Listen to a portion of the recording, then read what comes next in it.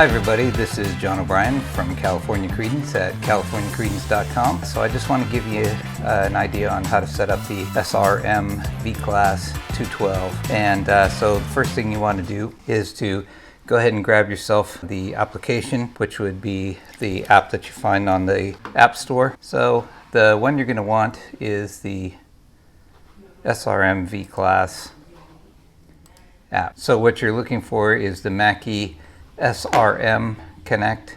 You are not looking for the Mackie Master Fader 5 or some of these other ones. There's one that has the SRM Flex Connect. You don't need that one. The one that you need is the Mackie SRM Connect. So you go ahead and get that app here. Let it go ahead and download. And then you're going to hit open. So we're going to go ahead and allow these things. And it's going to be searching for a speaker. And you're going to notice that, oh wow, it's having a hard time finding the speaker. Well, that's one of the reasons why you need to go over to the speaker and do a couple things. The first thing you want to note is there are a couple of things on the menu. I have these two here. One is the right, and I call it the primary, and the other is left and the secondary. And I'm just going to go in the menu here, and I'm just going to go over to this little block. So in other words, I was in here where it said U, so I press this in. And then I scroll this thing over and I go here. Now what I want to do is I want to go ahead and pair this with my iPad. So you'll notice two things. One of them, you have pair, and then you also have this other one. Ignore this. This here is to connect this to this, but not to connect. You'll notice this one looks like an iPhone or an iPad. This one looks like a speaker. That's because this bottom section has to do speaker to speaker. This is what you want to focus on to pair your device with your phone. Let me get back to that. So what I'm going to do is I'm just going to go ahead and select pair on here. Okay, you'll notice that it says cancel, and I go over to my iPad, and we will notice that the SRM V-Class Right comes up. Now it does that because I've previously named it SRM V-Class Right. What has happened in this scenario is this speaker is Bluetooth mode stereo and it's right. And then it automatically connected speaker to speaker. Now this doesn't mean it's to your phone. So in other words, it's only connected to the right, not the left, because the left is connected here. You'll notice that on the left, it's going to be identified as Bluetooth mode stereo channel left. You can change all of these once we have the app set up. So the main thing is that these two see each other. If these don't see each other automatically, you'll want to go to this menu where it says in config, and you want to see, scrolling down to Bluetooth setting, click on that. This is the secondary, and your auto connect is on. So that means speaker to speaker, auto connect is on. Okay, so we come over to this speaker, and we are going to verify on the config, and we are going to say that under the Bluetooth settings here, that auto connect is on, and this one is the primary. So if I have assigned this as the primary and this is the secondary. So those things are just getting it ready. In that way, the primary is the only one that has to connect to your phone, because the link between these two is actually happening from speaker to speaker if you're in stereo mode. Now, if you choose to go to this other mode that is called, it's going to be not stereo mode, but it's going to be a different mode where it's individual, then that's going to be harder for you to control both of these simultaneously. It'll take some fiddling around. I can go into that, but if I have time, but I don't want this to be an abnormally long video. So here we go. We had these, we paired this with the phone. We have this in Bluetooth. where this bottom portion says speaker to speaker, right? Speaker to speaker is connected, and Bluetooth to phone is connected. So we will be able to edit all of these. We don't need this Bluetooth connected because it is just sharing that Bluetooth connection. So let's go ahead and fire up the application now. And here we're going to go ahead and get rid of this. As you can see, we only have one of them connected. And that's because we only need one connected, and that's that right one. And again, I've named this. I've gone ahead and renamed it. So let's go ahead and launch the app. First of all, let me close this out. And here's the app is what it'll look like. Now I launch the app. Now, because remember we had the primary is connected to this iPad, the secondary is connected to the primary, so we don't need discovery of the secondary on the Bluetooth. And so now what you're going to see is, let's say I'm on the primary. Now you can see that when I adjust this fader, it's adjusting the primary, okay? The one on, it's house left, but it's stage right if you're looking the other way. Now, if you go to the secondary, this is how you balance these out. If you come over to the main here, and then you look at the faders, it's going to take the mains of both the faders down.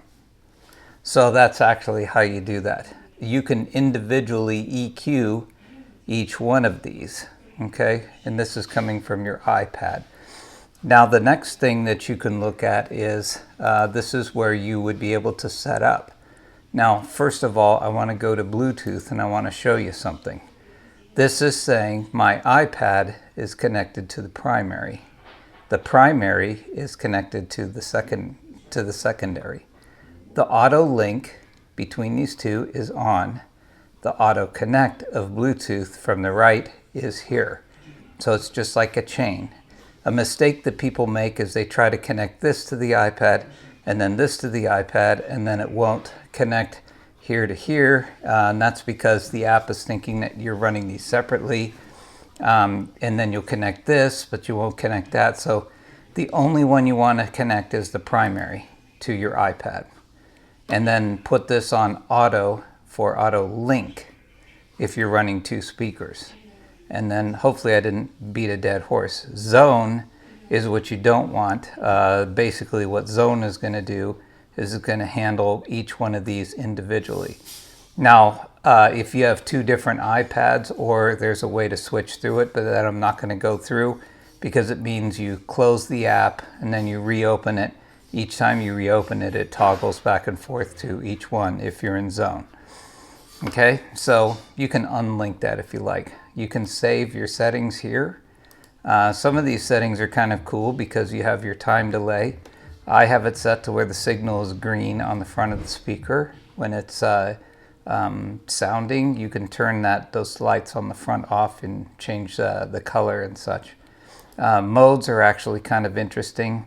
I have the subwoofer off because I use the Drive Rack DBX PA2, the DBX Drive Rack PA2, and I don't have the SR18 sub or the DRM sub, and I don't need to set this. But if you do have a sub but you don't have the Drive Rack, you can take this and say, well, where is the crossover point?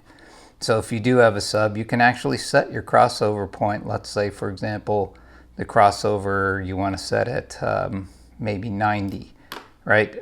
So what you would have in your speakers is your crossovers at 90. Okay, so these will roll off your SRM212s, and then you can use any sub you want. That's if you don't have a active crossover like a Drive Rack. For me, the way I use it, since I have an active crossover, I go ahead and turn that off. This is actually very important because if you go on the inside, I've noticed that the speakers go more nasally. Outside seems to have a really pleasurable sound to me. because I have the drive rack, I really don't use these presets. I like to leave it flat, and then I will go ahead and handle the EQ from the drive rack, which is my external processor. You can look that up, drive rack PA2, and it's a great device. It's a little pricey, but if you're doing a lot of sound and making money at it, you're going to want to get one of those. But nevertheless, these are all right. Club is one of the typical smiley face type EQ. So that's how that is. You can save your presets here. I don't save them because I leave everything flat and I do everything through my drive rack DVX. There's no way. There are definite possible firmwares in here. I have not found any information on how to update the firmware, so if any one of you are watching this and you can tell me how to upgrade the firmware inside of these speakers, I would really like to know. So anyway, if you want to go back to the mixer, you go down here, and so this is where you're going to have your primary, secondary, and both. So that's basically how you set up the speakers. So this would be your EQ. You can set that up. You can set high pass filter here. High pass means that it's cutting the lows. It's letting the high frequencies pass through, and it's attenuating the lows. So you can set those if you want, each individually, however you wish, but it doesn't have a low pass filter. Because these are tops, they only have a high pass filter. This is the EQ. Again, for me, I leave this stuff flat. You know, if you double tap it, it'll zero it out. I think messing with the EQ for my application, I don't do that. I just do it with active EQ, active crossover. So anyway, if you're looking at just a quick review, remember, the only thing connected is the right. Now, it could be the left or the right, but only one of the SRM, the primary, connects, and the secondary will connect to the primary. And this LE, which is low energy Bluetooth, SRM class is connected. That means that this is connecting to the primary speaker, and this is telling you that the secondary speaker is connected. So if you ever see this random thing coming up, what is that? That is the secondary speaker connected through the primary, which is connected to this iPad.